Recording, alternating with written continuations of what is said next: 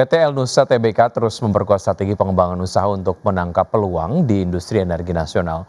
Sebagai bagian dari subholding upstream Pertamina, perusahaan jasa energi terintegrasi ini menyiapkan berbagai inisiatif bisnis guna mendukung target produksi migas nasional 1 juta barel per hari.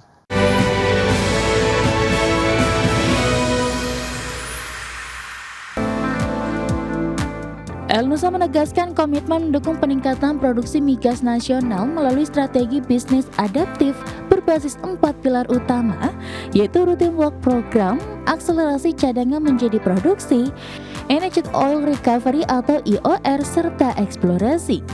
Keempat pilar ini menjadi fondasi industri hulu migas untuk menjaga keberlangsungan produksi sekaligus membuka potensi temuan sumber daya baru.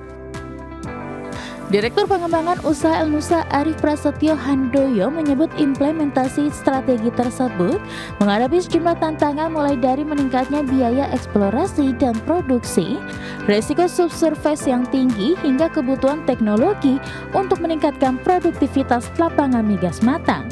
Melalui kapabilitas teknologi dan integrasi lainnya, El Nusa menawarkan solusi efisien dan terintegrasi untuk mendukung aktivitas industri energi. Selain memperkuat bisnis inti, El Nusa juga mendorong diversifikasi usaha melalui pengembangan survei seismik untuk sektor non-migas serta ekspansi pasar internasional untuk pengiriman oil country tubular good termasuk ke Aljazair. Perusahaan optimis peluang pertumbuhan akan terus terbuka seiring meningkatnya aktivitas eksplorasi, optimalisasi lapangan migas, dan kebutuhan distribusi energi di berbagai wilayah. Berbagi sumber, IDX Channel. PT Gotoh, Gojek, Tokopedia Tbk menargetkan EBITDA Group yang disesuaikan di kisaran 3,2 hingga 3,4 triliun rupiah pada 2026. Target ini meningkat dibandingkan realisasi 2025 yang mencapai sekitar 2 triliun rupiah, sekaligus melampaui target perusahaan di kisaran 1,8 hingga 1,9 triliun rupiah. Untuk mencapai target tersebut, Gotoh mengandalkan 2 unit bisnis utama, yaitu on-demand service dan financial technology. Pada 2026, EBITDA yang disesuaikan dari unit fintech diproyeksikan berada di kisaran 1,4 hingga 1,5 triliun rupiah, sementara unit on-demand service ditargetkan menyumbang 1,7 hingga 1,8 triliun rupiah. Analis menilai target tersebut memang ambisius namun masih realistis untuk dicapai. Perbaikan margin pada layanan on-demand dan pertumbuhan bisnis fintech dinilai menjadi penopang utama. Selain itu, posisi arus kas Gotoh juga semakin kuat dengan catatan arus kas bebas disesuaikan positif sekitar 966 miliar rupiah pada 2025 sehingga memberi ruang bagi perusahaan untuk mendukung operasional dan ekspansi ke depan. Berbagi sumber, IDX Channel. Kinerja PT Pantai Indah Kapuk 2 Tbk atau PANI melonjak sepanjang tahun 2025. Pengembang kawasan PIK 2 ini mencatat laba bersih menembus 1,1 triliun rupiah, naik 83% dibandingkan dengan tahun sebelumnya. Pertemuan ini didorong peningkatan pendapatan serta pengembangan proyek hunian dan komersial di kawasan terpadu PIK 2. PT Pantai Indah Kapuk 2 Tbk mencatat laba bersih 1,1 triliun rupiah pada 2025, meningkat 83% secara tahunan. Pertumbuhan ini sejalan dengan kenaikan pendapatan perusahaan yang mencapai 4,3 triliun rupiah atau 42% dibanding tahun sebelumnya. Peningkatan kinerja juga didukung ekspansi margin dengan margin laba kotor mencapai 60% dan margin laba bersih 27%. Pertemuan tersebut didorong serah terima berbagai proyek hunian di kawasan PIK 2, antara lain Rumah Milenial, Permata Hijau Residence, Manhattan Residence, Pantai Bukit Villa, hingga Sapporo Residence. Selain segmen residensial, produk komersial seperti Soho Manhattan, Soho Wall Street, Beach Park PIK 2, serta Rukan Asia Afrika dan Marina Bay turut memberikan kontribusi terhadap pendapatan perusahaan.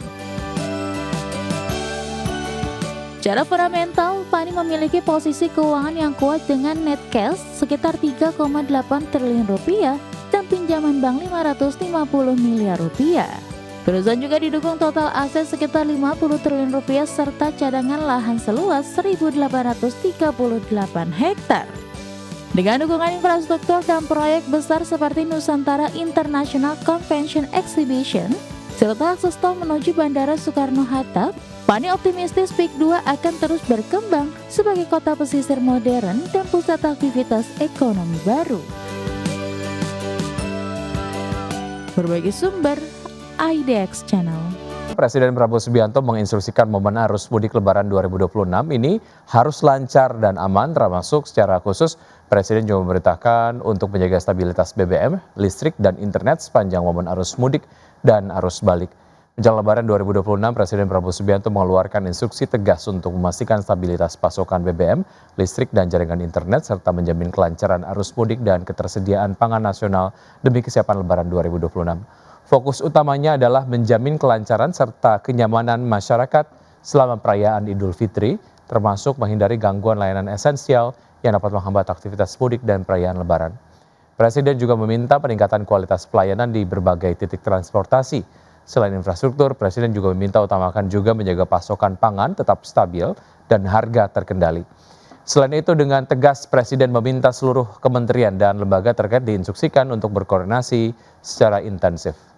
Saya minta kualitas pelayanan di rest area, di pelabuhan, di bandara, dan di semua stasiun ditingkatkan. Usahakan tidak ada antrean yang tidak terkendali. Ketersediaan BBM, pasokan listrik, dan jaringan internet diupayakan terus stabil.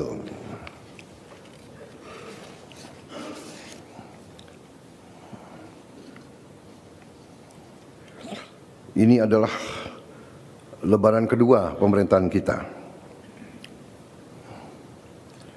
Menteri Menko Pangan, Menteri Perdagangan, Menteri Pertanian pastikan agar pasokan pangan stabil dan aman dan harga-harga bisa kita jaga. Ya, pengeluaran konsumen Amerika Serikat tercatat hampir tidak mengalami kenaikan di bulan Januari lalu menyusul revisi pertumbuhan ekonomi di akhir 2025 lebih lemah dari perkiraan. Data ini memberikan sinyal ekonomi Amerika telah kehilangan momentum bahkan sebelum konflik dengan Iran berlangsung.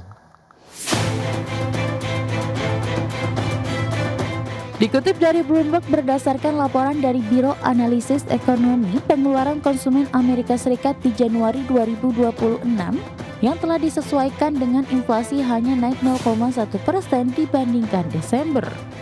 Data ini menunjukkan konsumen mulai mengerem belanja barang setelah musim liburan Januari, namun tetap mengeluarkan uang untuk layanan penting seperti kesehatan. Kelompok masyarakat kaya sejauh ini masih mampu mempertahankan level pengeluaran, sementara kelompok berpenghasilan rendah mulai menghadapi tekanan inflasi yang nyata.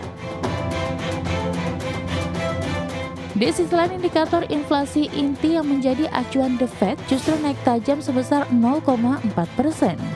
Pemerintah juga memangkas estimasi awal pertumbuhan kuartal keempat hingga separuh akibat dampak penutupan pemerintahan terlama dalam sejarah, penurunan konsumsi, serta merosotnya angka ekspor. Kondisi tersebut makin mengkhawatirkan. Survei terbaru dari University of Michigan menunjukkan konflik Timur Tengah kemungkinan besar akan meninggalkan dampak nyata pada ekonomi Amerika melalui harga energi yang lebih tinggi, kondisi keuangan yang mengetat, meningkatnya ketidakpastian sektor swasta, dan kembalinya tekanan pada rantai pasok.